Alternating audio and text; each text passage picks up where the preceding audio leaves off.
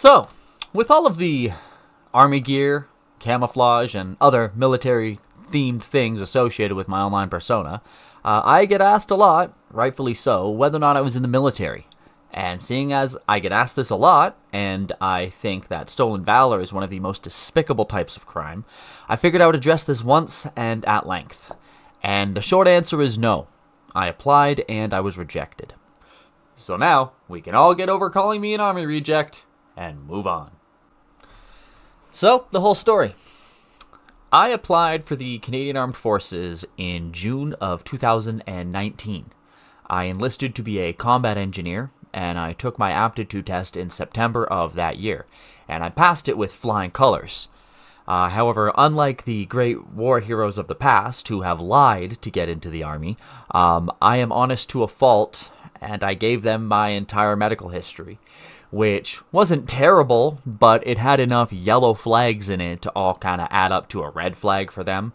And I've kind of narrowed it down to three main things that I think got me rejected.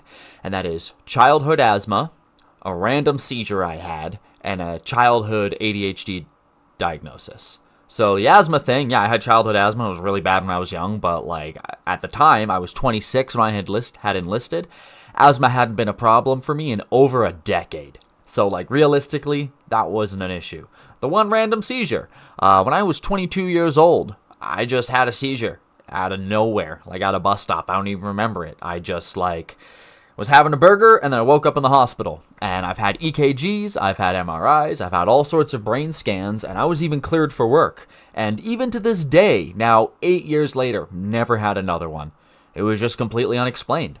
But the way my neurologist explained it to me is that once you've had one seizure, the neurological pathways just exist for you to have another one. And the way I kind of explain it to people is it's like if you offer a cigarette to somebody who's never had a cigarette and never smoked, they're not going to take it. But if you offer a cigarette to somebody who used to be a smoker, they still probably won't take it, but that pathway still exists. So that's kind of the way I understand it. Okay, another little yellow flag. And then, of course, the childhood ADHD diagnosis. I was diagnosed with ADHD in like the 3rd grade by a doctor I don't even remember meeting. I was on Ritalin for not even an entire school year before I got off it.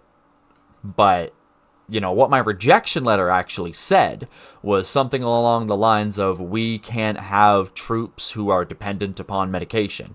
Which I wasn't, but that decision was made by somebody who never met me. So, bunch of yellow flags. It seems kind of stupid that they would reject over that, right? But the thing is this was June of 2020 that I finally received my rejection letter. Right in the middle of the pandemic. They had shut down basic training. They weren't bringing in new recruits. Nobody knew what was going on.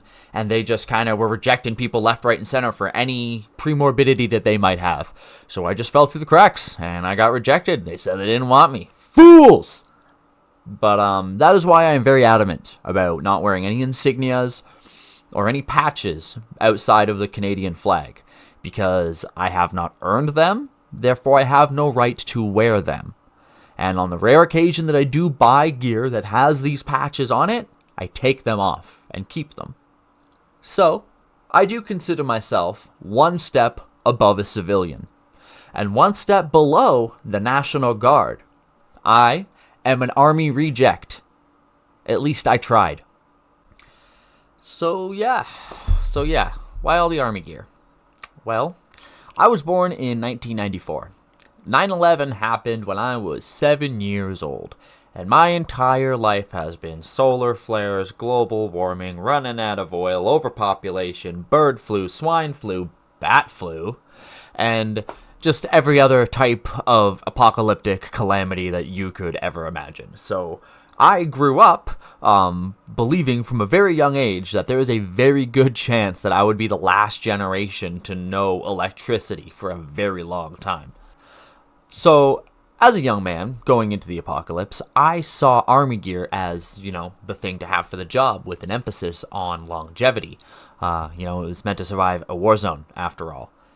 Now, a lot of veterans might laugh at the idea of military gear being high quality, but Canada's a different world. in terms of the acquisition of military gear. In the early 2010s, I wasn't able to find like 1990s era Desert Storm gear at an affordable price. What I was able to find was like 1950s era Korean War gear, sometimes some of the stuff from the 60s. But because Canada wasn't in Vietnam, we didn't really have a big production boom in the 60s, right? So just a limited supply, really. But the stuff that I did get was thick, and it was pretty high quality, which, I've heard it's not always the case in some of the stuff that they're making now. So, as you can clearly see, the world hasn't really gotten any better, right? And when I was 22, I kind of just went off the grid. I was living in the woods for a bit. I was living on the street for a bit out in British Columbia. And that whole adventure is recorded on a little mini-series here on YouTube called The Wild Trail. And yeah, when I left my hometown and my home province for this big, crazy adventure, given the unpredictable nature of what I would be facing, I just kind of felt that Army gear was the stuff to bring. And now, at the age of 30, it's kind of been so long that it's part of who I am. So, to your possible disappointment, I didn't actually enlist to serve my country, as I don't believe that Western armies serve nationalistic interests. I believe that they serve corporate interests.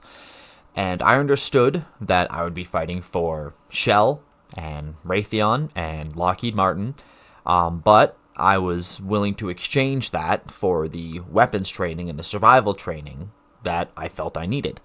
I was going to do 5 years in and get out. And now I'm at a point in my life where I don't feel that I need their help anymore. I'm able to get the weapons training and the survival training kind of without them. I became a professional adventurer instead. I went to school to become a wilderness guide. I got a lot of my first aid training and navigation training and stuff that way. And I've got a lot of my firearms training privately that is just not worth it if they did decide to come back and try to re-enlist me. And I have my rejection letter printed off and in my drawer in the event that they do try and come pull that shit. So, war's a young man's game. I've accepted that that's not going to be the direction that my life goes.